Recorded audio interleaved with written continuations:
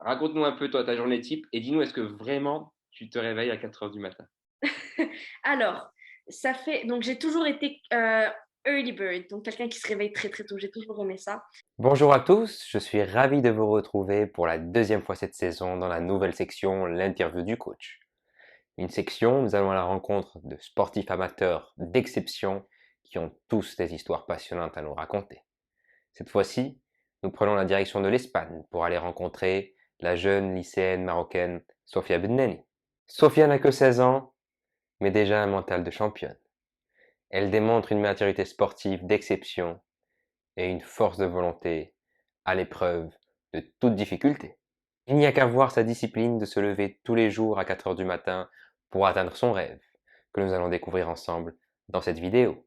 26e mondiale dans le sport qu'elle pratique, Sophia a la particularité de réfléchir outside of the box, bien que sa discipline se pratique dans une box. Sans plus attendre, allons la rencontrer et découvrir son histoire.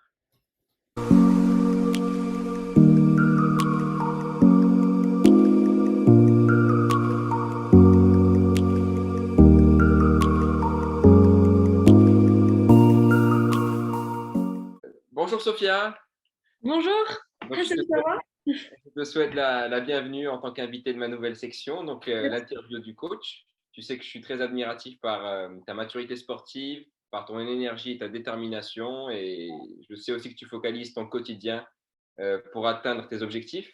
Tu es jeune, certes, c'est pour ça qu'il y a aussi le titre que plusieurs personnes ont été intriguées de savoir que ce que tu fais donc à 4 heures du matin, quel est le but que tu essayes d'obtenir. Mais avant, on va essayer de faire un peu connaissance et découvrir qui est Sophia Bennen. Merci beaucoup déjà Hassan de m'avoir invité dans ton podcast. Je suis très très heureuse et très impatiente en fait de parler un petit peu de mon parcours et mes objectifs, etc. Donc pour me présenter un petit peu brièvement, je m'appelle Sophia Benani, j'ai 16 ans. Je suis née à Marrakech au Maroc et donc j'ai grandi au Maroc et maintenant je vis en Espagne, donc ça fait 2 ans que je vis à Marbella. Voilà, ici, donc j'ai toujours été dans une école française. En venant ici, j'ai emménagé, j'ai changé d'école, de système, appris l'anglais, mais me suis installée dans cette ville où j'ai dû intégrer une école anglaise, donc en apprenant la langue, etc. Je pratique un sport donc peu connu, surtout au Maroc, qui s'appelle le CrossFit. Les gens le connaissent sous le nom de cross-training. Bon, c'est la base du CrossFit, mais le CrossFit est le nom affilié. Voilà, c'est un petit peu tout. Voilà, donc l'idée c'était, j'allais te poser aussi cette question, quel est ce sport que tu pratiques? Et du coup, je suppose, connaissant moi la pratique du CrossFit, que ton rêve, ça serait peut-être les CrossFit Games, c'est ça? C'est ça. Donc les CrossFit Games, pour les personnes qui ne le connaissent pas, c'est l'une des plus grandes compétitions de CrossFit. Elle donc regroupe les 40, donc on appelle les 40 personnes les plus en forme de ce monde, pour tous qui en fait font cette petite compétition, cette grande compétition, pour le titre de la personne la plus en forme au monde, que ce soit femme, homme, adolescent, master, c'est-à-dire de personnes de plus de 35 ans, etc. Donc, un de mes objectifs, ou plutôt mon plus grand objectif, serait d'aller à cette compétition et de la gagner, pas seulement d'y participer. Mais j'ai un petit oiseau qui m'a dit que tu n'es pas si loin que ça, parce que, Inch'Allah, l'avenir, ça viendra, parce que là, en ce moment, tu es 26e mondial dans ta catégorie, c'est ça? C'est exactement ça, oui. Catégorie d'âge. Donc, donc les catégories d'âge, c'est donc de quel âge à quel âge pour toi, du coup? Euh, Alors, il y a plusieurs catégories. Il y a 14-15 ans, qu'ils ont ajouté il y a quelques années, d'accord, 16-17 ans, oui, et ensuite 18-35 ans. d'accord. Ça, c'est la catégorie, on va dire, la plus connue. C'est pour ça que les gens vont d'habitude aux Games. C'est pour voir les personnes de 18-35 ans gagner les Games. Donc, Euh, Rich Froning, Matt exactement. Fraser, c'est ça? Exactement. Bah, les deux, on va dire fittest in history, les Ouais, plus en forme de l'histoire, qui ont gagné 5 à 4, ouais, c'est-à-dire d'année en année. Ils ont gagné d'année en année, ce qui est incroyable. Aussi ouais, Tia Claire Toumi, donc la championne féminine. c'est ça. Ouais, ouais. Ouais. Espagne, tu me dis que tu es en Espagne. On sait bien sûr ce qui s'est passé récemment, bien sûr, avec bon, et ce qui se passe encore avec la crise sanitaire. Moi, ce qui m'intrigue, c'est que bon, là, tu as fini 26e, c'est récent en plus, parce que les qualifications ont été faites récemment. Je sais que tu t'entraînais aussi pendant le mois de Ramadan. Et moi, ce qui m'intrigue, c'est comment tu as pu garder ta motivation pour préparer donc, ces qualifications malgré le confinement et malgré donc, les circonstances de ces derniers mois. Alors, c'est une très très bonne question. C'est vrai que ça n'a pas été facile. D'ailleurs, la plupart des gens ont arrêté donc tout exercice sportif et physique pendant le confinement, déjà le premier confinement l'année dernière en mars. Mais donc, entre, je vais dire que tout est venu depuis le premier confinement. Au premier confinement, je m'étais déjà entraînée parce que je suis un petit peu, on va dire, addict au sport. Donc, pour moi, c'est quelque chose dont j'ai besoin pour me sentir bien. Si je m'entraîne pas, mentalement, physiquement, je vais pas me sentir bien. Ça, il faudra qu'on approfondisse ça un peu plus, voilà, tout à l'heure. Ok, d'accord, dans d'autres questions. Je te laisse. Mais oui, donc, mais pourquoi est-ce que, comment est-ce que j'ai fait pour m'entraîner pendant cette période? C'était, heureusement, j'ai eu de la chance parce que ma salle était pas ouverte, mais j'avais l'opportunité de pouvoir y aller seule et de m'entraîner. Du coup, oui, c'était un petit peu compliqué de m'entraîner toute seule, de suivre une programmation alors qu'il n'y a aucun bruit dans la salle, pas de musique, rien du tout. Mais mes objectifs étaient. Enfin, il fallait que je m'entraîne, que ce soit pendant Ramadan aussi. Tu m'as dit là, tu m'as dit c'était difficile de m'entraîner alors qu'il n'y avait pas de bruit. Or, finalement, ça t'aurait plus permis de te concentrer pour vivre l'instant présent, pour être là avec ton mouvement, à profiter de tes exercices de CrossFit. C'est C'est un ça. peu, C'est c'est quand même, c'est bizarre parce que des fois, je connais même des étudiants qui, pour réviser, ils mettent de la musique. D'autres préfèrent le silence. Donc voilà, j'aimerais bien aussi que tu puisses rebondir sur ça et me dire pourquoi tu as besoin de on va dire, cette ambiance. Parce que je sais que dans le CrossFit et dans les box, il y a cet esprit d'équipe qui se crée malgré que c'est un sport individuel et qu'on a besoin qu'on a besoin des autres. Quel est oui. ton point de vue sur ça? Alors, tu as totalement raison. Donc, il y a un certain contraste. Comme tu as dit, le CrossFit est un endroit où la communauté est plus importante en fait que le sport en lui-même. C'est ce qui te fait revenir tous les jours pour chercher à souffrir, on va dire.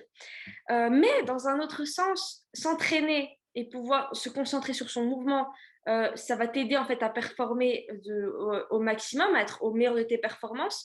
Donc pouvoir se concentrer sur tes mouvements, c'est pas comme quand il y a énormément de bruit à côté et que impossible de se concentrer. Alors, je vais dire qu'il y a des choses, par exemple, moi personnellement, dans le CrossFit, il y a plusieurs parties. Et par exemple, en haltérophilie, j'adore, quand j'ai que de l'haltérophilie, j'adore quand il n'y a pas de bruit et que je dois juste me concentrer sur mon mouvement parce que je peux être présente et surtout, bon, c'est un mouvement très technique, donc il faut pouvoir se concentrer. Quand on est sur un entraînement, on va dire, un petit peu plus long, surtout cardio, après quelques rounds, tu commences à fatiguer et n'entendre personne à côté de toi, c'est-à-dire que ça ne va pas te pousser à terminer. C'est pour ça que pendant les compétitions, on voit les sportifs de haut niveau qui, la plupart du temps, font des max ou performent encore mieux que pendant leurs entraînements quand ils sont entourés de personnes. Mais tu as raison quand tu as parlé de présence. Au CrossFit, donc, en fait, dans tous les sports, je dirais, il y a quelque chose dont on manque énormément, surtout, on va dire, les athlètes. Quand ils commencent à devenir, on va dire, de bon niveau, on oublie on va dire, cette façon cet aspect de concentration en plein milieu d'un entraînement. J'ai fait ça pendant très très longtemps. Je me concentrais pas spécialement pendant mes entraînements et j'attendais juste la fin pour voir quel score j'ai eu, etc. Ce qui n'est pas, on va dire, la meilleure façon. Parce que quand tu as quand tu as par exemple un entraînement de 40 minutes et que tu n'es pas concentré du tout, oui, tu vas le terminer. Mais est-ce que tu vas être au maximum de performance? Non, je ne pense pas. Alors t'imagines en plein milieu d'une compétition, il faut bien que tu trouves un moyen de rester concentré sans que ça te pompe trop. Parce qu'en même temps, même quand on se déconcentre, la plupart du temps, on puise encore plus d'énergie et on se fatigue encore plus parce que ça devient de l'automatisme et tu ne vois plus exactement où est-ce que tu mets ton énergie. Alors que quand tu es conscient de ce que tu fais, tu peux te dire, OK, au lieu de me cramer dans cet exercice, je vais garder un petit peu d'énergie pour celui-là où je sais par exemple que je ne suis pas aussi bonne que ça, pour, on va dire, au moins ne pas perdre ces petites secondes qui peuvent faire une grande différence sur le classement final. Le mot que je retiens, c'est de faire les choses de façon consciente. Et ça, j'ai l'impression que pour être un bon crossfitter, c'est important de tout faire, comme dans tout sport. Moi, en tant que coach, je sais qu'il faut vraiment planifier. C'est la planification, ce qu'il y a de plus important. Et là, tu prends conscience de chaque élément qui va te faire réussir. C'est-à-dire que, après, on en reparlera, il y a aussi l'alimentation, le sommeil qui est important. Et ça, on en reparlera parce que tu dors quand même très tôt pour une jeune fille de 16 ans. Et puis, tu te réveilles aussi tôt, en l'occurrence. Et il y a aussi donc cette prise de conscience que chaque chose que j'améliore dans mon entraînement va me permettre de rajouter un petit pourcent qui va faire que par la suite, je vais donner le meilleur de moi-même et être une meilleure crossfiteuse que ce que j'étais hier. Voilà. Oui. Eh ben, oui, c'est exactement ça en fait. Quand j'ai commencé donc, à m'entraîner, donc j'ai fait d'autres sports avant, mais le CrossFit, on va dire, ça m'a un petit peu ouvert les yeux parce que c'est un sport fonctionnel, qu'on va dire, donc, que tu peux utiliser dans ta vie de tous les jours. Et pour pouvoir le comprendre, parce qu'il est vraiment très différent de tous les autres sports, comme juste le bodybuilding, ou alors, on va dire, ça rejoint la gymnastique avec l'haltérophilie olympique et un petit peu de tout. Du coup, tu mélanges tout ça, tu as le CrossFit, mais pour cela, il faut que tu puisses le comprendre. C'est pas un sport, on va dire, stupide. C'est un sport où tu dois avoir certaines connaissances. Il faut que tu puisses le comprendre pour bien le faire. Donc, quand je l'ai commencé, bien sûr, je n'allais pas chercher tous ces petits détails, chercher le petit pourcent qui allait m'aider à m'améliorer. Mais maintenant que je cherche un niveau, on va dire, un peu plus professionnel, d'athlète un petit peu plus professionnel, pour pouvoir optimiser tous mes entraînements, il faut que j'aille chercher donc, ces petits pourcentages. Et tu parles de la conscience. Et je voulais en fait en parler un petit peu sur comment est-ce que j'ai commencé en fait à y penser. C'est tout simplement parce que dans ce sport, il faut, comme j'ai dit, il faut que tu puisses optimiser toutes tes... C'est-à-dire qu'au bout d'un moment, il faut que tu commences à optimiser les petites choses. Et j'ai entendu parler d'énormément donc énormément d'athlètes de haut niveau qui ont fait du CrossFit pendant quelques années, qui ont commencé donc, à parler un petit peu de leur méthode de concentration, je vais dire, ou un petit peu de pourquoi c'est aussi important en fait d'être présent. Parce que pour en donner un petit exemple de la vie de tous les jours, si on n'est pas présent dans, on va dire, en cours ou avec une personne et que cette personne nous parle et que nous, on va dire, on va pas vraiment l'écouter, on va pas vraiment faire attention de ce qu'elle fait, à ce qu'elle fait ou à qu'est-ce qu'elle nous dit, on va rater un moment précieux qu'on ne pourra pas spécialement récupérer. Alors, en plein milieu de mon entraînement, c'est ce que je me dis tout le temps, c'est que je me dis, c'est un moment très, très dur qui me fait mal la plupart du temps, mais je sais qu'il faut que je me concentre si j'ai pas envie de gâcher ce moment. Ce qui m'intrigue, on va dire, en ta personnalité, et je trouve que c'est tout à ton honneur, c'est que tu prends, malgré ton jeune âge, le temps de t'inspirer d'autres personnes et d'apprendre, parce qu'il y a plusieurs sportifs que je connais qui, on va dire, sont performants dans leur sport, mais se contentent de faire leur sport et leur entraînement sans chercher à comprendre le pourquoi du comment de leur sport ou de connaître l'histoire de leur sport. Il y a certains sportifs qui ne connaissent même pas les champions olympiques de leur sport. Voilà. Et donc là, toi, tu prends ce temps-là, tu as cet intérêt. Tu m'as parlé de la méthodologie qu'appliquent certains sportifs qui font du CrossFit qui t'inspire. Donc ça, c'est hyper important d'apprendre, on va dire, des exemples des autres pour pouvoir avancer, parce que ça te fait quand même ça te fait gagner un bon bout de chemin, quoi, au lieu de revivre toi-même et de finalement te retrouver avec des années en moins parce que tu n'as pas essayé de suivre les conseils de certains sportifs. Donc là, je sais que tu parles en l'occurrence tu m'avais dit Kalipa, c'est ça? Jason Kalipa. C'est un ancien CrossFit donc gamer c'est un des plus, on va dire, l'un des plus terre à terre. Mais qui a gagné, je pense, non? Il a gagné les premiers. Il a gagné c'était à 2011 ou 2014. D'accord. Oui, mais à l'époque, c'était pas le CrossFit d'aujourd'hui. Donc à l'époque, non, il a gagné l'une des premières années, ça devait être en 2011. C'était donc, il gagnait peut-être 3 000 euros ou peut-être un petit peu moins, entre 300 et 3 000 euros au tout début. C'était pas grand-chose. Ils allaient acheter des sandwichs et c'est bon, l'argent était parti. Aujourd'hui, on est plus sur les 300 000 euros pour le gagnant. D'accord. Et donc, c'est un sport qui a vraiment évolué en quelques années, sachant qu'il a été créé qu'au fin des années 70 par quelqu'un dans son garage. Mais finalement, c'est un sport, parenthèse avant que tu connais, finalement, c'est un sport qui reprend des exercices qu'on fait dans notre quotidien. Donc, exactement. C'est un sport, donc, comme on dit, fonctionnel. La plupart des gens, en fait, quand ils entendent CrossFit, parce qu'au CrossFit, la plupart des CrossFitters adorent montrer l'haltérophilie. L'haltérophilie qui fait peur à énormément de personnes. Pourtant, je pense que c'est quelque chose qui manque en fait dans les entraînements de salle par exemple, parce qu'on confond haltérophilie et renforcement musculaire, qui est complètement différent. Haltérophilie, c'est plus olympique ou powerlifting, donc ça va être des squats avec des barres ou des clean and jerk, donc des mouvements assez, on va dire, un peu plus complexes avec haut skills, donc haute compétence. Mais c'est des mouvements qui aident énormément à donc, le maintien en fait de son corps, et c'est ce qui va t'aider en fait à être le plus. Bien sûr, le risque de blessure est beaucoup plus élevé, surtout quand tu n'as pas de coach, quand tu fais ça tout seul et que tu ne connais pas la bonne technique.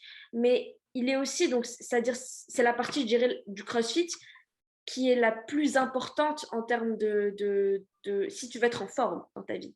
L'année dernière, pendant le confinement, j'ai pas eu accès du tout à aucun type donc, de bar. J'avais juste un sac que j'avais rempli avec plein de de plein de livres et même mon ordinateur pour faire plus de poids et l'utiliser pour donc m'entraîner. Mais quand j'ai pu repartir à la salle, ma cardio était super, ma gymnastique super, mais ça m'a pris quand même peut-être 6 mois avant de récupérer les barres que je faisais avant. Du coup, tu sens la grande différence. C'est une partie qu'on néglige et dont on a peur, mais qui est très importante. Après le muscle a une mémoire et ça revient vite. Exactement, ça revient vite et même il te dit, écoute, là je suis prêt à charger plus. Alors, pour revenir à ce qu'on disait, j'aimerais que tu me répondes concrètement à la question. Du coup, quand tu prends conscience de ce que tu fais avec tes exercices, où est ton esprit, toi? Toi particulièrement, à quoi tu penses? Est-ce que tu peux me décrire juste tes sensations? Parce que moi, par exemple, juste la parenthèse, moi, quand je sais que quand je nage en haute mer et que je suis en symbiose connecté à la nature, je me sens tellement connecté que je ne suis pas sur la planète Terre. Je me sens comme si j'étais, je le dis dans mon livre, dans le ventre de ma mère. Donc, c'est vraiment intéressant de voir, on va dire, cette sensation que certains sportifs ont de flow. Donc, est-ce que toi, tu as vécu ce que c'est, donc le flow? Est-ce que tu arrives comme ça à être transcendé? Quelles sont tes sensations? Alors, pendant l'entraînement, je vais dire que je me sens pas spécialement dans une béatitude, on va dire, entre moi et mon esprit. Ça va être plus, donc c'est pas aussi apaisant, bien sûr. L'apaisement vient juste après, quand l'endorphine se relâche. Mais pendant l'entraînement, ça va être un petit peu plus, donc chercher à être, donc comme j'ai dit avant, le plus présent que possible. Donc avoir pleine conscience de tes mouvements et surtout de qu'est-ce que tu fais. Parce que par exemple, je donne l'exemple un petit peu de Jason Kalipa. Donc il a fait un genre de podcast qui s'appelle donc l'AMRAP mentalité. Un AMRAP, donc c'est une façon de s'entraîner au CrossFit qui veut dire donc as many rounds as possible pendant un temps, c'est-à-dire le maximum de rounds que tu peux faire dans un laps de temps. Ça peut être 15 minutes, 20 minutes, jusqu'à 40 minutes. T'imagines refaire le même mouvement, ou bien les mêmes mouvements pendant 30 à 40 minutes, c'est au bout d'un moment, au bout de 5 minutes, déjà on se déconcentre, on n'est pas des êtres humains avec une concentration, c'est-à-dire si on ne cherche pas à se concentrer, on va complètement se déconcentrer et les 40 minutes vont passer en 2 minutes, on va même pas se rendre compte de combien de rounds on a fait par exemple. Ce que je cherche, donc lui parle de pourquoi est-ce qu'il a créé ce podcast, c'est parce qu'il donnait un exemple. Donc un jour il était sorti avec sa femme et il marchait dans la rue et il parlait du coup un petit peu donc sa femme lui parlait de sa journée et lui, il l'écoutait pas du tout. Il pensait à son entraînement de l'après-midi, il l'écoutait pas du tout. En fin de journée, quand il était à la salle, il s'est rendu compte qu'il avait complètement raté en fait ce moment avec sa femme et qu'à la place, il avait focalisé toute son attention sur son entraînement. Donc il a raté ce moment. Et je me dis que quand je m'entraîne pendant ces 30-40 minutes, moi je suis là pour une raison, c'est parce que j'ai envie de m'améliorer, j'ai envie de faire bien. Et pour bien faire, il faut que je me concentre dans un sens. C'est comme pour bien faire à l'école, il faut que je me concentre sur mes cours. Ou pour passer un bon moment avec mes parents, il faut que je me concentre sur le moment. Être présente physiquement n'est pas suffisant. Je pense qu'être présente aussi mentalement, être consciente de ce que je fais, va même me faire me sentir, on va dire, encore plus, on va dire, fière de moi à la fin. Quand je vais rentrer et que je vais réécrire mes notes de mon entraînement, je vais être super fière d'avoir pu me concentrer pendant 40 minutes, d'avoir été complètement conscient de tous les mouvements que j'ai faits. Et en même temps, ça va me donner donc ça va me montrer exactement à quel point est-ce que j'ai pu me pousser, par exemple, pendant un entraînement ou ça va juste on va dire un petit peu me définir mon entraînement plus clairement dans ma tête pour que je fasse mieux la prochaine fois, etc. Mais je pense qu'être présente et que donc essayer de faire de son mieux par un petit peu écouter son corps et surtout lier corps et esprit pendant un entraînement ou une discussion va aboutir à tellement plus que seulement être présente et l'avoir fait. Là, je rebondis sur ce que tu es en train de dire, d'écouter son corps. Et je pense que plus tu fais de la pratique sportive, peu importe donc le sport, plus tu apprends à connaître tes petits muscles, tes petites sensations, tu ressens des choses ils te parlent, c'est-à-dire que tes muscles te parlent, c'est-à-dire que tu maîtrises mieux ton corps et Oui, savoir quand est-ce qu'il faut s'arrêter, qu'il faut lever le pied, quand est-ce que… alors c'est assez, oui, c'est exactement ça. Il y a quelques mois, d'ailleurs, j'ai remarqué que donc il y a quelques mois, parce que avant j'avais donc je trouvais qu'il fallait même pas que je m'échauffe par exemple. Je me disais je suis jeune, bon l'échauffement est toujours bien sûr je l'ai toujours fait, mais pour moi c'était pas une nécessité parce que je ne savais pas, je ne sentais pas quand mes bras étaient assez déverrouillés pour que je puisse snatcher une barre ou quand j'étais suffisamment mobile pour pouvoir faire de beaux squats sans tomber ou quelque chose. Je le faisais juste parce que tout le monde le faisait et que c'est tout. Maintenant je sens que par exemple, si je me déverrouille pas suffisamment les épaules, impossible de faire de gymnastique. Des fois, en plein milieu d'un mouvement, je me rends compte qu'il y a un bras qui est pas assez échauffé. Et du coup, il faut que je reparte sur l'échauffement. Aussi, par exemple, oui, comme tu as dit, pendant les mouvements, je sens quand est-ce que je fais quand j'ai pas eu la bonne technique. Et du coup, je suis à ça de me blesser. Des fois, c'est un petit mouvement qui peut littéralement faire, donc, peut créer des dégâts. Je vais dire surtout, comme j'ai dit, surtout en haltérophilie, qui est quelque chose de très, très technique. Gymnastique, c'est un petit peu plus comment est-ce que tu vas donc gérer ton corps on va dire, dans l'univers. C'est comment est-ce que tu arrives à te… Est-ce que tu arrives à te sentir? Est-ce que tu arrives à passer au-dessus d'une barre ou quelque chose? Mais en haltérophilie, par exemple, il faut que tu sois conscient de tes sensations physiques. C'est très, très dur au début. Tu ne vas pas spécialement y arriver. Maintenant, petit à petit, j'ai un petit peu plus conscience de mon corps. Et d'ailleurs, c'est, je pense, l'une des choses, c'est pour ça que j'aime tellement, on va dire, y retourner, parce que je me rends compte que j'en apprends tous les jours beaucoup plus de ma personne, de mon corps et un petit peu comment me gérer et comment me connaître. On dit qu'il n'y a pas plus grand voyageur que celui qui fait une seule fois le tour de lui-même. Ça ne sert à rien de faire le tour du monde, il faut commencer par… Ouais, Et ça, et c'est infini, on se découvre chaque jour et exactement. c'est génial. Tous les jours, je veux dire, que ce soit le cerveau ou le corps, on a tellement de choses à apprendre. Et en fait, c'est juste aussi pour un peu expliquer donc, aux personnes qui écouteront et verront cette vidéo. Tu as parlé aussi de gymnastique, donc oui, tu as un passé de gymnastique aussi, mais les performances que tu as atteintes aujourd'hui peuvent être atteintes avec du travail, de la rigueur et de la constance. Genre, tu as commencé le CrossFit il y a combien de temps? Il y a seulement 2 ans. D'accord, donc en 2 ans, on peut être 26e mondial si on se donne les moyens. Voilà. Exactement. Je pense que la chose qui pour moi fait une grande différence, donc, parce que j'ai toujours fait, comme tu as dit, j'ai fait de la gymnastique avant, j'ai aussi fait beaucoup de danse, j'ai un petit peu fait un petit peu de tout, mais en grandissant, je vais dire que j'ai pas, je suis quelqu'un de très, donc qui a énormément, on va dire, de volonté, ou plutôt c'est-à-dire que si je commence quelque chose, je vais le faire à 200%. Par exemple, mes copines qui faisaient 3 heures de danse par semaine, moi j'allais à la danse tous les jours, 5 heures par jour. Donc on est sur un niveau d'extrémité. Mais Donc ça, mais ça, ce que tu dis, moi, je préconise le sport dans sa jeunesse, même si ce n'est pas le sport qu'on va pratiquer en étant adulte. Un, pour développer la motricité, mais de deux, pour développer ce que tu dis là, de cette force mentale qui se développe et cet esprit sportif. Donc, exactement. Parce que voilà, c'est ça. Donc je vais dire ce qui a le plus fait. Donc comme je t'ai dit, j'ai fait énormément de sport avant et je le faisais beaucoup. Mais pourtant, comme tu as dit là tout de suite, euh, en commençant le CrossFit, j'ai donc appris énormément parce que je vais du principe qu'à partir du moment où on aime quelque chose, on la fait bien et surtout on veut être le meilleur dans ce qu'on fait, surtout quand on l'aime.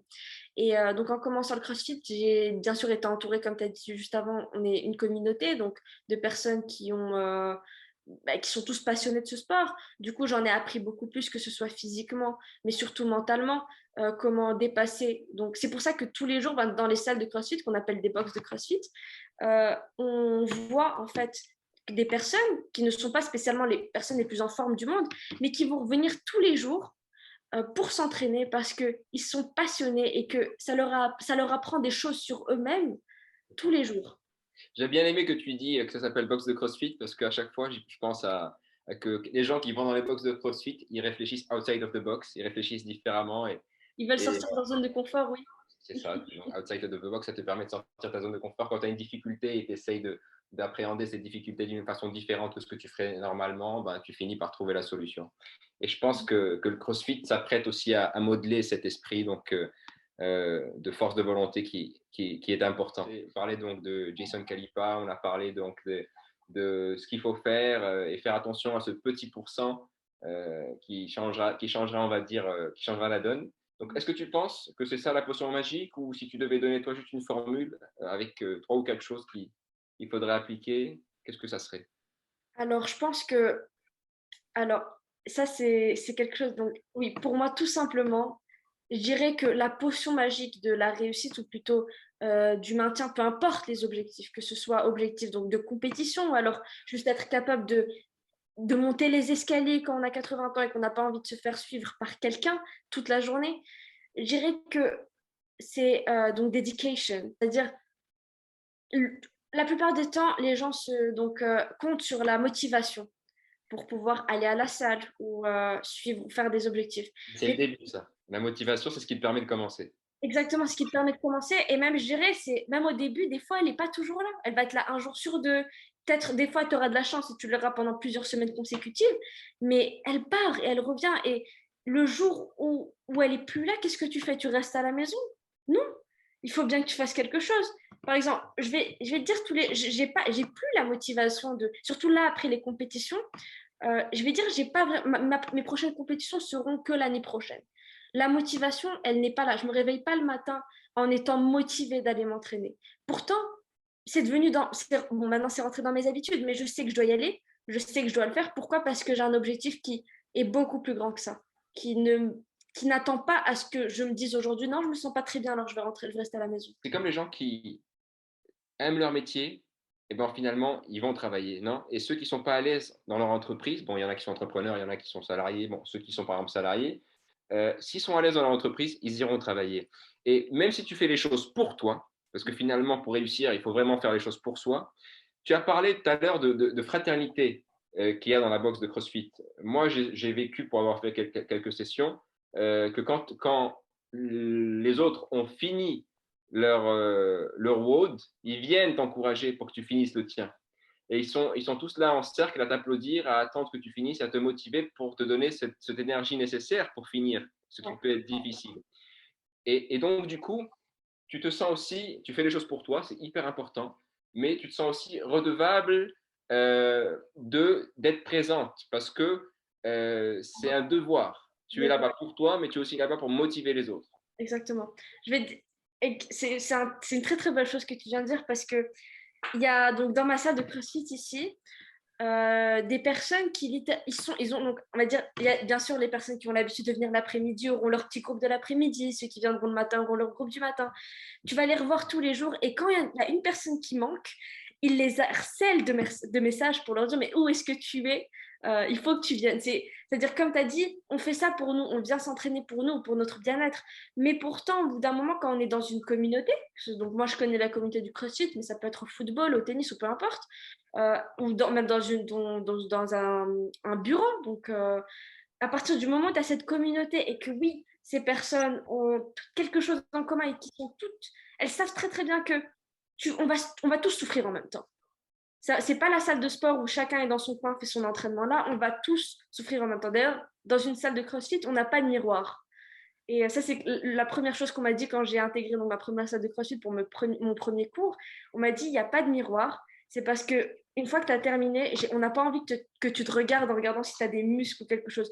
On veut que tu te focalises un petit peu sur qu'est-ce qui se passe autour de toi, sans ton corps et sans les gens, la force des personnes autour de toi qui t'encouragent et qui t'entourent, ce qui est incroyable. Donc, en fait, cette énergie-là, je sais que tu es aussi un peu dans la spiritualité, non? Tu m'as dit que tu avais fait aussi de la méditation et à cette foi que tu as grâce à ta spiritualité, grâce à tout ça. Dire plus petite, j'étais quelqu'un qui avait le sang très très chaud. J'ai eu de la chance de grandir dans une famille où j'ai un père très très croyant et surtout très donc focalisé sur la spiritualité, qui m'a donc très jeune, moi et ma sœur, on va dire, nous a toujours dirigés vers le calme et la détente, peu importe peu importe la situation.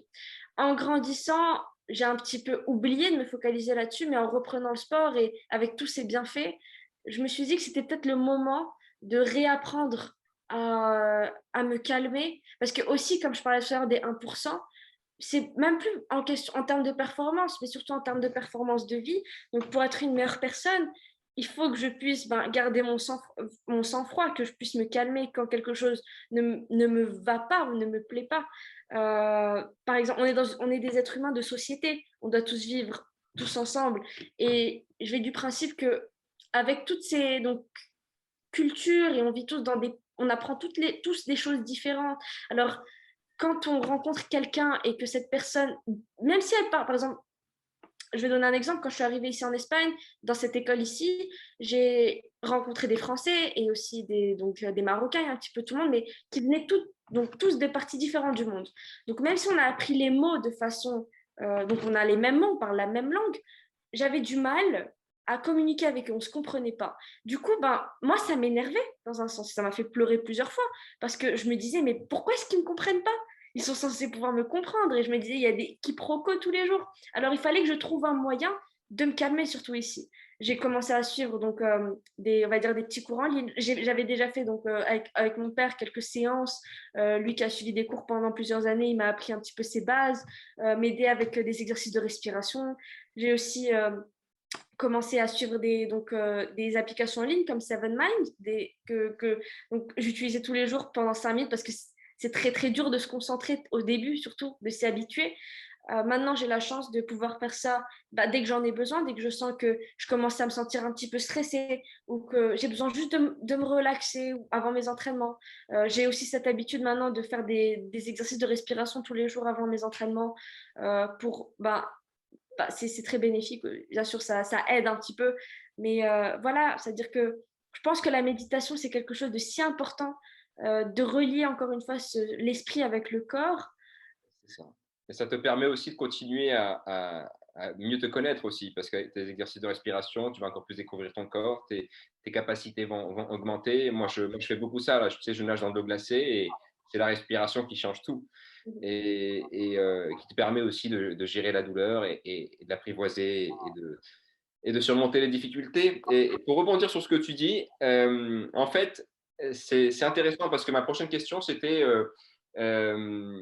étant une jeune fille de 16 ans et que tu es avec d'autres jeunes filles qui n'ont peut-être pas le même mode de vie que toi, comment tu gérais, on va dire, ce regard des autres et tu as répondu un peu en partie, donc grâce à cette spiritualité et à cela. Et en fait, tu comprends avec ton sport, ça te permet de dégager on va dire, donc de dégager ces ondes négatives.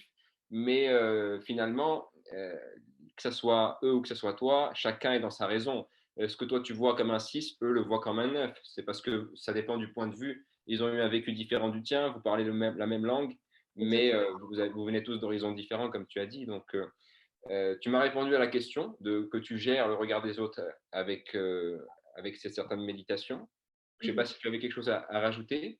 Alors, dans un sens, oui, je gère le regard des autres, je vais dire, en me focalisant en fait un petit peu sur mon propre bien-être en premier, au lieu de me concentrer sur qu'est-ce que personne X ou Z pense de moi.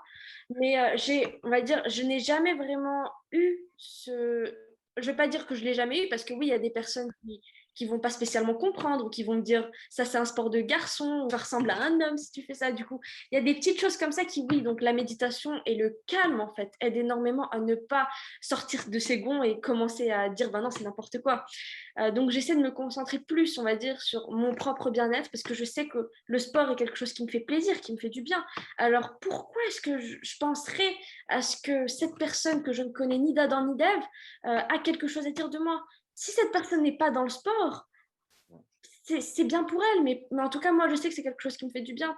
Alors, la méditation est une chose, aussi, on va dire, le respect et surtout aimer soi-même plus que les autres est quelque chose que j'essaie que je fais, en fait, que j'essaie de me rappeler tous les jours quand je vois quelque chose, on va dire, même des fois, ça peut être de mes parents, on va dire, ou de mes proches, quand il y a quelque chose dont je ne suis pas du tout donc je ne suis pas du tout d'accord avec ça, qui ne va pas lier mes valeurs ou ma façon de voir les choses, je vais bien sûr prendre en considération quand c'est quelque chose que je me dis que je peux apprendre de cette personne, mais quand c'est quelque chose qui me touche en termes qui va me blesser, je vais aller du principe que ça en vaut pas le coup, que je suis la personne la plus importante que je connaisse et que me sentir bien devrait être beaucoup plus importante que ce que ma mère ou ma tante ou je dirais mes parents pensent en règle générale. Du coup, Et finalement, tu peux très bien te dire que c'est la personne a peut-être un problème. Si tu prends ta voiture et tu sors et que quelqu'un te klaxonne dessus et t'insulte, finalement, le problème ne vient pas de toi, le problème vient de lui.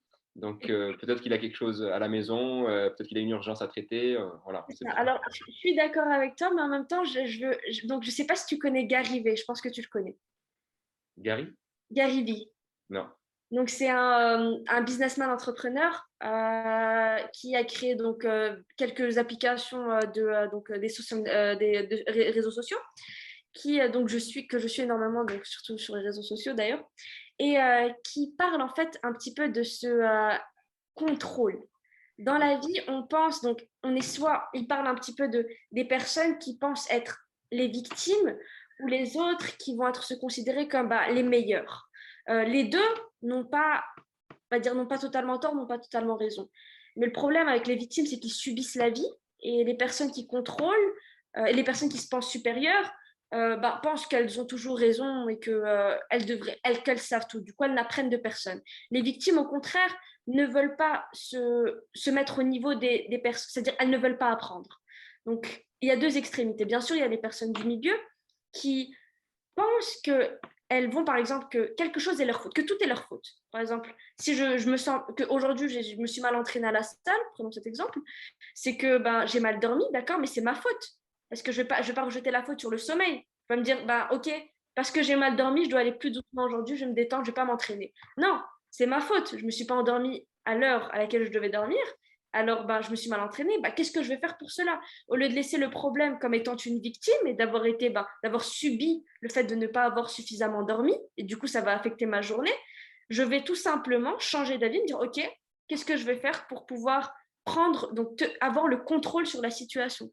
J'ai mal dormi, certes, mais qu'est-ce que je peux faire maintenant pour m'entraîner bien, boire du café ou peu importe. Mais Je trouve qu'il y a assez de sagesse dans ce que tu dis et tu parles aussi donc de mal dormi, de fatigue. Donc tu parles aussi avec du vécu, à ce que je vois. Et je voulais te poser la question du coup parce que moi ça je l'ai vécu et c'était aussi. Je sais que ça arrive aussi dans le CrossFit et ça arrive dans certains sports. Ça arrive partout. Hein. Ça peut aussi arriver même au boulot, au travail, qui est le burn-out. Il y a le burn-out physique, il y a le burn-out mental. Où quand on est sportif, des fois on peut même plus se lever donc de son lit et on est cloué. Donc il y avait ce souci du détail dont on parlait tout à l'heure. Donc il faut faire aussi attention à ne pas passer de l'autre côté de la barrière et en faire trop. Alors, on en avait parlé de ça la dernière fois et donc je voulais donc parler du burn-out aussi, mais en parlant aussi un petit peu l'esprit du CrossFit. Qu'est-ce qu'on dit au CrossFit? C'est de sortir toujours de ta zone de confort. Parce que, comme tu as dit, out of the box, au CrossFit, on est on va dire, comment est-ce qu'on l'a présenté? C'est que, imaginons, on a donc un petit cercle, où est-ce qu'on est? C'est notre zone de confort. On va dire, on est dans un plus grand cercle. Ce petit cercle est dans un grand cercle. Et la limite de ce grand cercle, c'est normalement la mort. Les personnes, quand elles commencent donc à faire que ce soit un sport ou qu'elles sortent de cette zone de confort en changeant leurs habitudes ou peu importe, pensent qu'elles sont au niveau de la mort, mais en fait, elles sont à peine à la sortie de leur zone de confort. Il redevient zone de confort. Le cercle plus grand, il redevient leur zone de confort. Exactement, exactement. Mais ça, c'est quelque chose qui est compliqué à faire, c'est-à-dire sortir de sa zone de confort et changer ses habitudes, etc. Mais une fois que tu l'as fait une fois, tu comprends qu'il y a une infinie de possibilités devant toi et que tu peux tout obtenir. Exactement. Et en parlant du coup du burn-out, parce que tu m'as dit, donc ça c'est surtout après les compétitions. Mais déjà, après les compétitions, je l'ai ressenti une seule fois. Donc comme j'en ai parlé la dernière fois, c'était très récemment, juste après mes dernières compétitions CrossFit, donc après toutes les qualifications qu'on avait. J'ai eu 3 parties ces 3 derniers mois.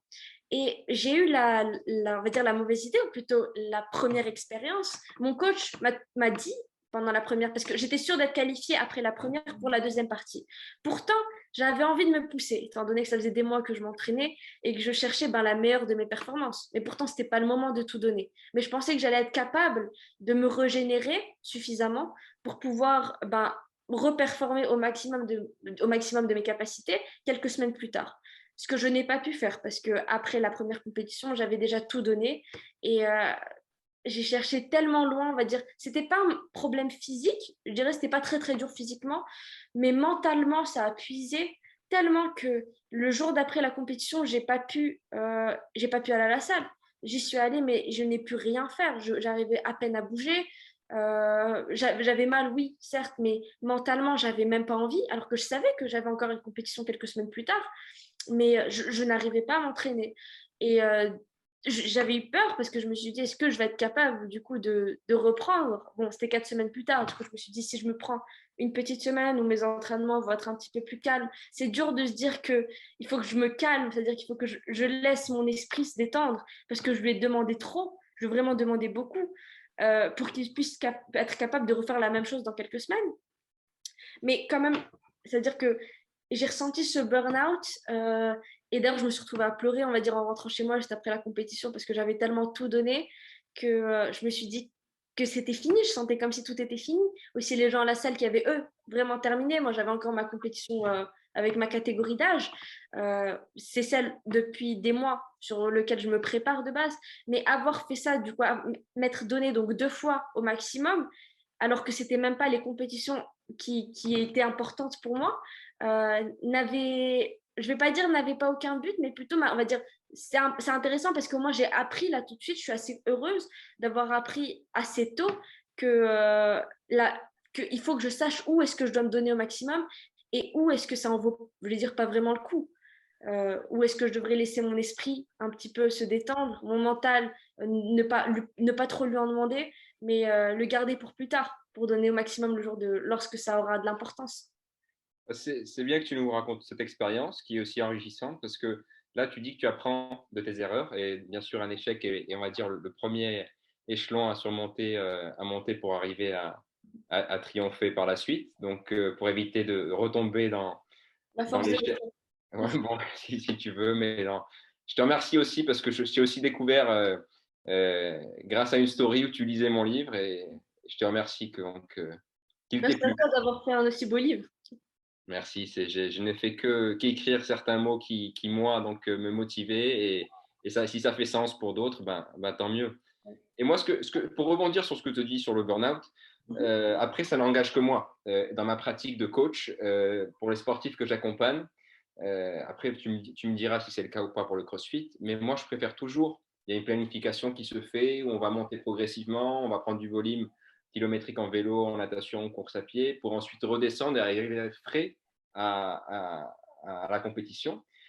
Mais en fait, je préfère que les gens arrivent en sous-entraînement plus qu'en surentraînement. L'optimal, ça serait d'arriver comme il faut, mais bon, il y a des fois les aléas de la vie, il y a la famille, il y a le travail, pour les sportifs amateurs qui font que je préfère qu'ils arrivent avec un peu moins parce que même s'ils arrivent à 80% de ce que j'exige pour la compétition, l'excitation de la compétition fera qu'ils donneront le maximum et qu'ils y arriveront. Après, c'est vrai que quand tu es, on va dire, à ton entraînement optimal, tu profites plus de ta compétition parce que tu n'es plus en souffrance, mais tu profites. Donc, je ne sais pas pour le CrossFit, comment tu vois un peu donc, ma façon d'aborder les choses. Alors, oui, en fait, c'est un petit peu ce qu'on fait au CrossFit. C'est qu'on a des saisons, bien sûr. La off-saison, c'est juste après on va dire les CrossFit Games. C'est pendant quelques mois. Non, c'est plusieurs mois jusqu'aux Open. L'Open, c'est le début de la saison. Ce qui se passe, c'est pendant la off-saison. Donc, normalement, les CrossFit Gamers prennent un mois où ils ne s'entraînent pas du tout et ensuite reviennent à l'entraînement petit à petit. Mais parlons juste des personnes qui, on va dire, se préparent pour la première fois. Donc, nous, ce qu'on fait, par exemple, moi, ce que j'ai fait cette année, ou plutôt ce que je vais commencer à faire plutôt l'année prochaine, pour pouvoir me faire qualifier l'année prochaine, c'est qu'on a plusieurs cycles. Donc, ça va être des cycles de force. On va commencer toujours avec une charge assez basse. On va monter en charge au fil des semaines, que ce soit en gymnastique, en haltérophilie, en cardio, l'assemblement, etc. Mais, et chaque 4 semaines ou plusieurs semaines, donc à chaque fois qu'on va changer de cycle, on va dire plutôt 2-3 mois, on aura une semaine de ce qu'on appelle deload, c'est on va complètement diminuer les charges, on va aller que sur le moyen le plus optimal de récupération. Donc ça va être peut-être des longues sessions de vélo ou des longues sessions de natation, ou donc un petit peu tout ce qui est entraînement spécifique. Mais comme tu as dit, du coup, on va monter tout au fil de l'année et à la fin, donc juste avant les compétitions, on a peut-être quelques mois avant, 2 à 3 mois avant, là, c'est le moment où tu t'entraînes au maximum. Tu te retrouves avec peut-être les CrossFit Gamers vont vite à 10 heures d'entraînement par jour. Mais juste, on va dire 1 mois avant ou quelques semaines plus tôt, avant la grande compétition, ils ne font presque rien. Ils laissent le temps au corps de se récupérer, de pouvoir être prêt en fait et de pouvoir donner tout pendant cette compétition pour ne pas avoir dit moi j'ai fait quelque chose il y a 2-3 jours, alors aujourd'hui je suis fatiguée. Donc ils font tout pour pouvoir optimiser leur récupération, puisque la récupération c'est quelque chose de très très important qui vient avec que ce soit les entraînements ou un petit peu tout la nutrition. La nutrition aussi, ouais, exactement. Mhm. Et donc là, on se rejoint. On se rejoint sur ce que j'ai dit, ce que tu me dis donc pour le CrossFit. Par contre, je sais qu'il y a quelque chose sur lequel on ne se rejoint pas, qui est moi dans ma philosophie donc, qui se rapproche un peu donc, de l'école scandinave, un peu où je t'expliquais l'autre jour que par exemple, ils ont cette façon de penser que si un enfant, par exemple, à l'école, il a 16/20 en dessin et qu'il a 6/20 en maths, bah, ils vont lui prendre un cours de particulier, un professeur en dessin pour, on va dire, potentialiser donc, le dessin où il a toutes ses compétences et qu'il pourra donner le meilleur de soi-même. Parce que moi, je suis partisan de que, et le système français, par exemple, est comme ça, on va chercher, on va dire, avoir la moyenne partout, donc finalement, on excelle nulle part. Et moi, je suis partisan aujourd'hui que pour réussir dans la vie, tu dois toucher un peu à tout, mais même si tu es mauvais dans ce que tu touches, il faut que tu aies une spécialité, parce que c'est ce qui fera la différence. Or, dans le CrossFit, c'est le sportif, on va dire, le plus complet, qui est Ouais, the fittest on earth, non? exactement. Et ça, et je te redonne la parole, moi qui fais du triathlon, même si le triathlon, il y a 3 sports, un bon nageur, même s'il sort de la natation le premier, il est très peu probable qu'il gagne une compétition de triathlon. Mhm. Euh, les meilleurs triathlètes, c'est des sportifs qui savent très bien pédaler, qui font bien le vélo, et puis qui tiennent le coup sur la course à pied. Donc voilà, CrossFit, à toi de me dire, du coup. Alors, au CrossFit, c'est comme tu as dit, c'est, on va dire, le contraste, c'est qu'au CrossFit, c'est pas vraiment ce qu'on te demande. Au CrossFit, on te demande d'être bon partout, mais pas le meilleur. Ça veut dire que comme je t'ai dit, c'est un sport qui regroupe un petit peu tous les sports, tous les gros composants des sports. Donc, on va te demander d'être bon en gymnastique, mais aussi d'être bon en cardio et aussi d'être bon en haltérophilie. Il faut aussi que tu aies de la bonne endurance musculaire ainsi que force musculaire, mais il ne faut pas que tu sois le meilleur, il ne faut pas que tu sois capable de, c'est-à-dire gagner un marathon, on va dire faire un marathon en peut-être 3 heures, mais que tu ne sois pas capable de courir un 100 mètres. Ce qu'on te demande, c'est d'être capable de courir un 100 mètres et d'avoir une moyenne dans le marathon. Ce qu'on te demande, c'est d'être bon partout sans être le meilleur nulle part. Mais en même temps, il ne faut pas que tu aies de... Et d'ailleurs, il ne faut pas que tu sois... D'ailleurs, on voit que les champions, donc le CrossFit, Tia Claire Toumi et Matt Fraser, les deux plus grands de ces dernières années, n'ont aucune difficulté nulle part. Surtout Matt Fraser. Tia, elle a quelques problèmes dans un seul mouvement de gymnastique. Sur tous ceux qu'on a, elle n'a qu'un mouvement de gymnastique auquel elle n'est même pas mauvaise. Elle n'est pas la meilleure. Mais dans tous les autres, c'est-à-dire qu'être capable d'en fait enchaîner, par exemple, course, gymnastique, natation et ainsi de suite pendant des entraînements, pouvoir tirer des poids lourds, sauter, courir, puis faire des pompes, on va dire. Il faut être capable de pouvoir être bon dans tous ces mouvements, être bon dans tous les domaines, en fait. Pouvoir être bon au CrossFit, mais on ne te demandera jamais d'être le meilleur. On te demandera juste d'être capable de le faire, mais tout à la même intensité. Donc, pour gagner, par exemple, des CrossFit Games, on peut ni gagner ni le Day 1, ni le 2, ni le 3, ni le 4. Il suffit juste d'être deuxième ou troisième dans Les, chaque les, étape. euh, les champions ont littéralement, je pense que, par exemple, Tia, en 2019, je sais qu'elle n'a gagné que 2 events. Donc, sur 16, elle n'a été première que 2 fois, sachant qu'il y en avait d'autres, par exemple, qui l'ont été plus, mais qui ont terminé on va dire, dans des courses ou dans le marathon rameur 30 ou 40e. bah, ça leur fait descendre. Elle n'est jamais sortie du top 10. Elle n'est jamais sortie du top 10 pendant En ces fait, dernières années. c'est toute une histoire de régularité. Et là, on voit bien que les gros bras des crossfitters et crossfitteuses, ben, finalement, c'est des gens qui aussi doivent réfléchir. C'est aussi stratégie Ouais. pour pouvoir.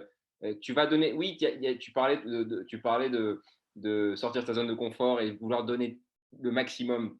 Mais je suppose qu'en compétition, il y a aussi réfléchir stratégie. Je vais un peu m'économiser pour le deuxième événement du lendemain.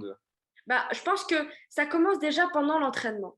C'est pas quelque chose que tu apprends, on va dire, le jour de la compétition. Aussi, au fil des années, j'imagine. Moi, personnellement, je suis à peine en train de commencer à apprendre comment est-ce que je dois gérer mon énergie plus efficacement.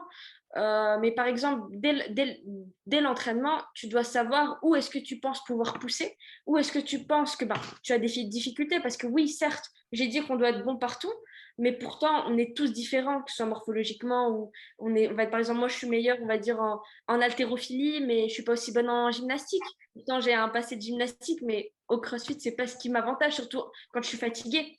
Alors, qu'est-ce que je vais me dire quand je vais voir un entraînement? Je dirais que la connaissance au CrossFit, c'est de voir l'entraînement et de savoir où est-ce que tu pourras récupérer, où est-ce que tu pourras te pousser, où est-ce que tu pourras gagner des points sans trop en perdre, comment est-ce que tu vas faire tes transitions. Tous ces petits détails, c'est des choses que tu dois apprendre pendant ton entraînement, mais bien sûr que tu vas, que tu vas essayer de refaire pendant la vraie compétition.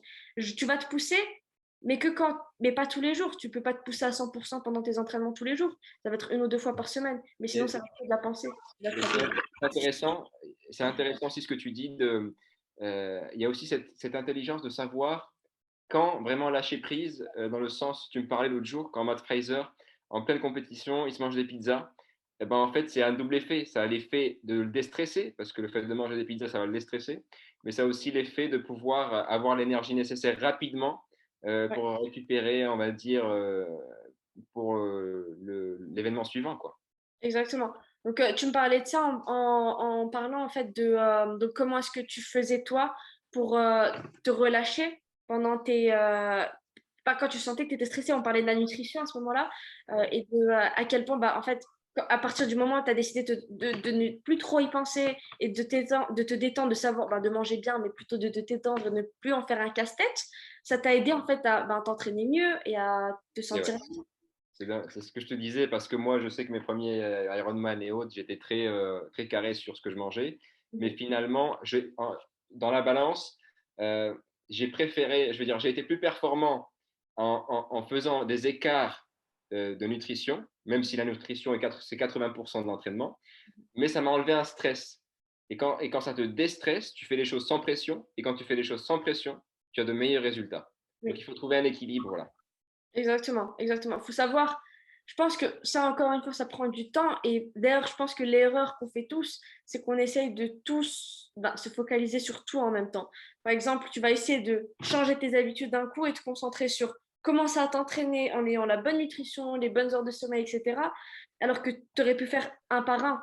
Et par exemple, te spécialiser dans l'entraînement avant de passer à la nutrition. Certes, tu ne vas pas t'améliorer, c'est-à-dire que tu ne vas pas te pousser aussi vite, mais la plupart des gens ont ce problème de maintenance. On ne peut pas maintenir un changement surtout bouleversant quand tu passes de passer la journée dans le lit à manger n'importe quoi, à t'entraîner tous les jours, à manger bien, etc. C'est quelque chose qui va être dur à maintenir, surtout quand tu changes du jour au lendemain. Mais du coup, je dirais que, comme tu as dit, quand tu vas arriver à ce niveau où tu connais ta personne, où tu sais que tu dois manger bien pour bien t'entraîner, que tu dois t'entraîner suffisamment, que tu dois récupérer bien, etc., ça devient, on va dire, un petit peu un casse-tête. Et quand tu trouves qu'il y a une partie de ton casse-tête qui est vraiment, ça peut être la nutrition, comme ça peut être les heures de sommeil. Des personnes ne veulent pas dormir tôt parce que le soir, elles veulent passer du temps avec leur famille ou peu importe. Et que du coup, elles n'ont, on va dire, plus de vie sociale après. Et c'est des sacrifices qu'il faut faire. Mais en termes de nutrition, comme tu as dit, enlever ce casse-tête, ça peut être par exemple même les connaissances. Avoir des personnes autour de soi qui ne sont pas spécialement les plus celles qui vont le plus t'aider ou te dire que tu es une bonne personne, peut-être des personnes qui vont être un petit peu toxiques pour toi. Il faut savoir lâcher prise et dire à ces personnes que, écoute, je vais plus spécialement te rester à tes côtés pendant un moment pour être capable de m'optimiser, encore une fois, de se focaliser sur sa personne et te dire que si tous les soirs j'ai peur de rentrer à la maison parce que mon fils, ma fille, ma soeur ou n'importe vont me critiquer, alors ce que je vais faire, c'est que, bon, je vais peut-être pas faire sortir mes enfants de la maison, mais je vais trouver un moyen de ne plus avoir à écouter leur façon de penser qui vont me blesser dans un sens et qui vont m'empêcher de me concentrer, ils vont me stresser, encore Bah, une fois. écoute, moi, tu m'épates là par ta façon de penser. Je sais que c'est grâce aussi à tes recherches et aussi donc à cette maturité que tu es en train d'acquérir petit à petit. Mais en l'occurrence, moi, je sais que quand un sportif réussit, il y a aussi l'importance de l'entourage. Ça va être la dernière question que j'aurai pour toi. Et du coup, comment tu as fait? Donc, il y a l'importance de cet entourage. Dans ce que tu as dit depuis tout à l'heure, tu m'as parlé donc que ton père t'avait initié à la méditation. Je sais aussi qu'il fait des arts martiaux, donc il y a aussi tout ça. Donc il y a aussi cette importance de l'entourage, on va dire, pour pouvoir accompagner un sportif à atteindre son rêve. Mais quand il n'y a pas, on va dire, cette facilité, on va dire, pour le sportif d'avoir une famille qui le comprend, comme c'est ton cas, comment on peut faire pour joindre, on va dire, notre famille à notre cause? Comment est-ce que j'ai joint mes parents à ma cause? Je vais dire qu'ils ont toujours été assez supportive. Donc, ils m'ont toujours aidé, accompagné, que ce soit quand je faisais de la danse ou peu importe. J'ai eu une mère qui a toujours été derrière moi, mes parents ont toujours venu voir mes spectacles. Et donc, ils ont toujours été à mes côtés. Quand j'ai commencé le CrossFit et que surtout ça fait quelques mois que j'ai décidé de le faire plus sérieusement et que je vais dire, je commence à changer un petit peu mes objectifs de vie en termes d'études, etc., par rapport à mon sport. Et c'est vrai que c'est dur pour la plupart des parents de se dire, écoute, ma fille, elle, par exemple, bon, j'ai envie d'aller à l'université, mais imaginons que je me dis, je vais avoir mon baccalauréat et après ça, j'arrête tout et je me passe 3 ans à me focaliser sur le CrossFit. C'est dur pour des parents de se dire que j'ai une fille qui ne va pas aller à l'université, par exemple. Et du coup, pour les joindre à la cause, je dirais que tout, c'est-à-dire que des parents, surtout quand c'est des parents ou des personnes en règle générale, d'ailleurs c'est un petit peu dont ce de quoi Gary Vee parle souvent, c'est encore une fois, c'est dur, mais des fois quand tu penses que tu fais la bonne chose pour toi, c'est ce qui passe en premier. J'ai personnellement dit à mes parents, il y a quelques mois de cela, quand j'avais une discussion assez allumée, assez intense avec mes parents par rapport à ça. Et je leur ai dit que tout simplement ce que je pense qui était le meilleur pour moi. Bien sûr, avec le temps, je vais en apprendre et je suis encore jeune et du coup, peut-être que je vais me tromper ou peu importe, mais je vais apprendre de mes erreurs. Je veux écouter leur façon de voir les choses et je veux qu'ils m'aident avec leur propre, on va dire, expérience de vie pour me donner leur avis et pour que, encore une fois, je puisse faire ma propre rétrospective et encore une fois, l'appliquer à ma vie parce que ma vie n'est pas la leur. Alors, si je leur dis que, par exemple, j'ai envie d'être une professionnelle au CrossFit et d'arrêter tout, et que mon père va me dire, écoute, moi j'ai voulu faire ça en arts martiaux, c'est encore un exemple parce que voilà, que lui me dit, j'ai voulu faire ça aux arts martiaux, ça n'a pas marché, du coup je ne veux pas que tu le fasses. Je vais prendre son conseil en considération et je vais prendre ma propre réponse, c'est-à-dire que je ne vais pas décider de ne pas le faire pour leur faire plaisir, parce que dans quelques années, je vais le regretter. C'est ça. Mais c'est-à-dire que d'ailleurs, on voit souvent des personnes, par exemple, ça peut être que ce soit au sport ou même le choix des études, des personnes, des jeunes de 18 ans qui ont écouté leurs parents parce que leur père était pharmacien et ils leur ont dit, tu vas devenir pharmacien. Cet enfant ne voulait pas devenir pharmacien, le devient pour faire plaisir à ses parents. Ok, ça leur fait plaisir pendant quelques années, mais à 40 ans, ils les détestent. Ouais. Et moi, personnellement, j'ai pas envie de détester mes parents dans quelques années. Alors, je préfère qu'aujourd'hui, ils soient un petit peu énervés, que je sache ce que je fasse, même s'ils ne veulent pas me financer, même s'ils ne veulent pas m'aider. C'est encore une fois, c'est mon choix et ça va être ma responsabilité. Et c'est-à-dire qu'il faut que je sois consciente du fait que il faudra que je travaille pour. Il faudra que je fasse tout si j'ai envie d'atteindre mes propres objectifs. Totalement, totalement. Moi, je suis papa et ce qui est vrai, c'est que tu veux toujours le bien de ton fils et tu veux que ton fils soit bien. Maintenant, ce que doit faire le fils, on va dire, toi, la fille en l'occurrence, c'est enfin, de chercher à être bien. Parce que finalement, si tu es bien en faisant du crossfit, tes parents seront bien. Et ils peuvent penser que ce qui est bien pour toi, c'est cela. Et la meilleure façon, on va dire, de contenter tout le monde, c'est faire ce qu'on veut et être bien dans ce qu'on fait. On a le droit de se tromper, on a le droit de se tromper, Mais l'idée, c'est de ne jamais baisser les bras. Donc, si mon père me dit il faut que tu sois médecin et que moi j'ai envie d'être photographe, bah, je vais essayer d'être photographe. Et finalement, j'ai le droit aussi de changer et de me dire photographe, finalement, c'est pas ce que je voulais. Mais l'erreur, ça serait de m'arrêter là et de lever les bras. Finalement, j'ai pas été médecin comme a voulu mon père, j'ai pas été photographe, donc je suis un raté. Non, je continue à chercher et que je sois heureux. Et mon père sera heureux de se dire, il n'a pas été médecin, même si je lui ai dit, il n'a pas été photographe, Mais là, mais ce petit garçon a trouvé sa voie, il est parti chercher, il a fouiné, il a fini par être, je sais pas moi, je sais pas moi, il a fini par être architecte. quelque chose, voilà. Ouais. C'est ça exactement. D'ailleurs, là, je rebondis un petit peu sur ce que tu as dit par rapport au fait que le père va être heureux. C'est que les parents aiment leurs enfants dans la majorité des cas. Et qu'encore une fois, on est des êtres humains assez, on va dire, égoïstes dans un sens. Parce que qu'est-ce qui va te faire plaisir surtout si, on va dire, imaginons que tu as des enfants. Toi, quand tu vois ton fils qui va faire quelque chose et qui va le rendre heureux, ça va te faire plaisir, ça va te faire du bien. Même si c'est-à-dire, tu vas chercher le bonheur de ton enfant.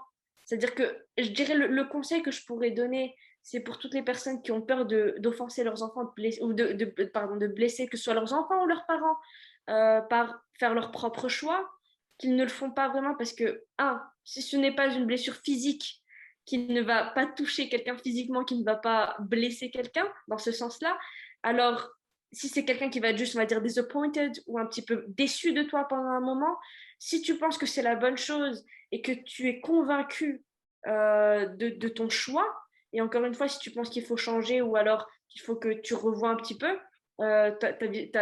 ton style de vie, que tu fasses ce petit step back et te dire est-ce que je vais là où je dois aller, alors c'est une bonne chose, mais il ne faut jamais regretter, je dirais, ses choix, surtout quand tu fais quelque chose. Ne pas faire une chose, c'est ce qui va manquer, c'est ce qui va... Ce que tu dis là, c'est encore un jeune, et là on finit, un jeune qui a la confiance en soi. C'est un jeune, on va dire, qui va se sentir bien avec lui-même, avec sa pratique sportive, etc. C'est ce qui lui permet de s'affranchir de ce besoin de plaire. Parce que ça, les enfants ont besoin de plaire à leurs parents. Ils ont besoin de sentir, on va dire, ça les rassure. Et du coup, quand toi, tu commences à prendre conscience de ta personnalité et être on va dire, en symbiose avec toi-même, tu peux faire les bons choix. Donc ça, c'est aussi quelque chose que la pratique sportive permet d'avoir. On finit juste avec, parce qu'on a quand même écrit un titre qui dit que tu te réveilles tous les jours à 4 heures du matin pour atteindre ton rêve, qui est donc maintenant, on a découvert que c'est les CrossFit Games. Oui. Raconte-nous un peu toi ta journée type et dis-nous, est-ce que vraiment tu te réveilles à 4 heures du matin? Alors, ça fait... Donc, j'ai toujours été early bird, donc quelqu'un qui se réveille très, très tôt. J'ai toujours aimé ça. Quand j'étais petite histoire, petite anecdote rapide, quand j'avais 8 ans, je me réveillais donc tous les matins à 5 heures. Je prenais mon petit déjeuner dans un coin du salon et je restais assise. Mon père se réveillait pour aller à la mosquée. Et il me voyait jamais parce que j'étais dans le salon et c'était toujours noir. Il passait devant moi, mais il me voyait jamais. Et un jour, il m'a vue en train de prendre mon petit déjeuner devant mon iPad à 8 ans à 5 heures du matin. Et il me demande qu'est-ce que je fais là-bas. Et je lui ai dit que c'était le moment le plus calme de ma journée, que je voulais juste en profiter sans bruit. Je suis quelqu'un qui aime énormément parler, qui aime passer du temps avec les gens, mais pourtant, j'ai toujours aimé me réveiller tôt. Et donc, ma journée type, elle commence donc, oui, à 4 heures du matin. La plupart du temps, 4 heures, 4h30, tout dépend en fait à l'heure à laquelle je m'endors. Mais normalement, c'est entre 8 heures, 8h30. J'essaie d'avoir 8 heures de sommeil dans une nuit. Je me réveille à 4 heures. Premier truc que je fais, c'est je bois mon café, donc je me douche, je prends une douche très très froide pour pouvoir bien booster ce petit système immunitaire. Je bois un café et direct, je prends mon vélo et je vais à la salle. Je m'entraîne jusqu'à avant d'aller en cours, donc ça c'est aux alentours de 8h, 8h30, 9h. Puis je passe la journée à l'école et dès que je finis, donc aux alentours de 16h, je repars directement à l'école, à la salle, pardon. Donc c'est-à-dire après c'est une séance qui va durer peut-être de 16h30, 17h jusqu'à encore une fois, ça veut dire 7h de l'après-midi. Je rentre chez moi, je me douche, je prends mon dîner et je suis au lit à 8h, 8h30. Donc une journée assez simple, je vais dire, assez chargée parce que je me déplace souvent au vélo. Je quitte la maison très tôt et je la revois que très tard en fin de journée. J'ai la chance, c'est maintenant d'avoir essayé d'améliorer un petit peu mon style de vie pour pouvoir prioriser mes entraînements on va dire, parce que j'ai toujours voulu faire un petit peu de tout dans ma journée, mais maintenant que j'ai des objectifs un petit peu plus sérieux, j'ai la chance d'avoir mes parents qui m'aident. Donc, par exemple, pour préparer la nourriture, avant je le faisais moi-même. Maintenant, ma mère n'aimait pas me voir avec mes petits doggy bags et me voir manger sur le sol de la salle. Du coup, elle a décidé de commencer à m'aider à faire à manger. Du coup, quand je rentre, tout est prêt. J'ai juste à me doucher, à manger direct au lit. J'ai des petites séances de stretching donc toute la journée, de méditation aussi. Voilà, c'est un petit peu tout. Bah, tu sais, mais en fait, tu vois, on pourrait continuer à parler parce qu'à chaque fois, c'est tellement intéressant ce que tu dis. En fait, tu as parlé de ce silence du matin et que c'est le moment le plus calme et que tu apprécies ce moment. Et moi, je trouve que c'est vraiment une clé de ta réussite. Ça, c'est de mon point de vue, non? Parce que aujourd'hui, dans on va dire, le vacarme et le chaos de la vie, beaucoup de gens ne savent pas être tout seuls, ne savent pas être tout seuls avec soi-même. Ils ont besoin d'être continuellement avec d'autres personnes pour éviter de se retrouver confrontés à eux-mêmes. Mais finalement, quand tu te confrontes à toi-même, quand tu arrives à être seul, c'est les moments où tu grandis. Mhm. Et je trouve que cette maturité que tu as à tes 16 ans, ben, elle est décrite là, elle est démontrée parce que tu fais ça depuis que tu as 8 ans en fait. Donc Ouais. ça fait 8 ans que tu médites, on va dire, que tu apprends à te connaître, que tu arrives à être toute seule avec toi-même. Et voilà, je te tire chapeau. Je voulais te remercier pour ben, cet échange qui a été enrichissant, Merci beaucoup. pas que pour les auditeurs et les viewers de la vidéo, mais aussi donc pour moi aussi. Donc, je voulais te remercier pour ça. Merci à toi. Euh, je vais mettre donc dans la description de la vidéo, je mettrai aussi ta chaîne YouTube parce que je sais que tu es en train de faire quelques vidéos, tu es en train de la lancer petit à petit. Oui, elle est en anglais, mais il y a des vidéos en français, donc je suis en train encore de décider la langue. Ok, Je me d'accord. rends compte qu'il y a énormément de gens qui me suivent en français, mais aussi en anglais, alors je ne sais plus trop quoi faire. Mais oui, mais en tout cas, merci beaucoup parce que ça a aussi été très enrichissant pour moi. Je me rends compte à chaque fois que je parle, en règle générale, que j'arrive à mettre des mots sur mes pensées petit à petit. Et du coup, j'en apprends plus, que ce soit sur moi-même ou un petit peu, bien sûr, sur ton expérience personnelle ou sur les personnes qui m'entourent. Encore une fois, je vais du principe qu'on ne peut pas apprendre de soi-même, mais que écouter les autres et en apprendre des autres, c'est toujours beaucoup plus intéressant. Mais ça fait du bien de pouvoir mettre des mots sur ses pensées. Merci Sophia. Mais attends, rassure-moi avant de raccrocher. Je sais que tu as vu le podcast antérieur, donc, où mon invité Hichem avait des serpents. Je Oui. sais que toi, je crois que tu es passionné par les ours. J'espère que, rassure-moi, tu n'en as pas, t'en as pas à la maison. Alors malheureusement non. J'ai eu un chien petite, mais j'ai toujours voulu avoir un ours et j'ai toujours rêvé d'avoir un lion. Ça c'est les deux. C'est-à-dire que si je peux dans ma vie avoir un ours ou un lion, un petit ours, un petit ours polaire, ça serait juste incroyable. Mais le fait qu'il y ait des serpents, je trouve ça ouf, incroyable. Bah, écoute, merci Sophia, je te souhaite bon courage. L'année prochaine, tu nous donneras la bonne nouvelle de ta qualification et toutes nos zones positives. Oui, bien sûr. Dans les 20 premières mondiales. La première mondiale. Prends soin de toi, Sophia. Merci. Merci à toi. Bye bye. Au revoir.